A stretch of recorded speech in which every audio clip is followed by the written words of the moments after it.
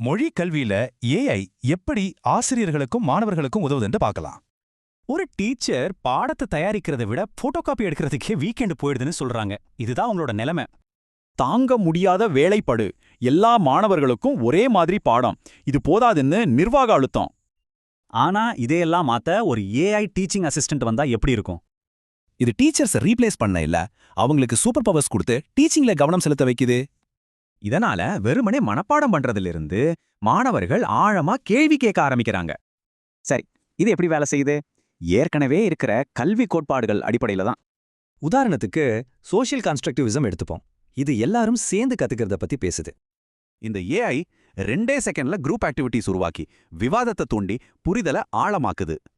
இது blooms taxonomy போன்ற கோட்பாடுகளோட எப்படி இணையுதுன்னு பாருங்க. ஒரே ஒரு கமெண்ட் தான், ஆனா அது பேசிக் லெவல்ல இருந்து கிரியேட்டிவ் லெவல் வரைக்கும் பயிற்சிகளை கொடுக்குது. அடுத்து யூனிவர்சல் டிசைன் ஃபார் லேர்னிங், அதாவது எல்லாருக்கும் ஏற்ற கற்றல் வடிவமைப்பு.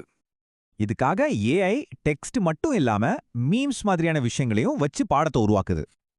இதெல்லாம் கேட்க நல்லா இருக்கு, ஆனா நிஜ கிளாஸ் ரூம்ல ஒர்க் அவுட் ஆகுதா? டேட்டா என்ன சொல்லுதுன்னு பார்க்கலாம்.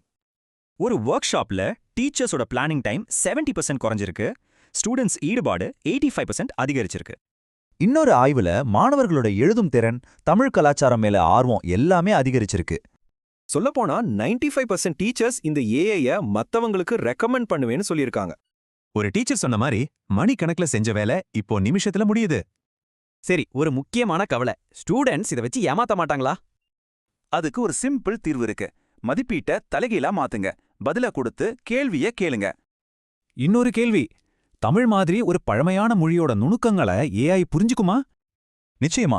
இது நாட்டுப்புற கதைகள், கவிதைகள், பண்டிகைகள்னு எல்லாத்தையும் பாடத்துல கொண்டு வருது. சோ இது வெறும் ஒரு கருவி மட்டும் இல்ல, மனப்பாட கல்வியிலிருந்து ஆழமான கற்றலுக்கான ஒரு பெரிய மாற்றம்.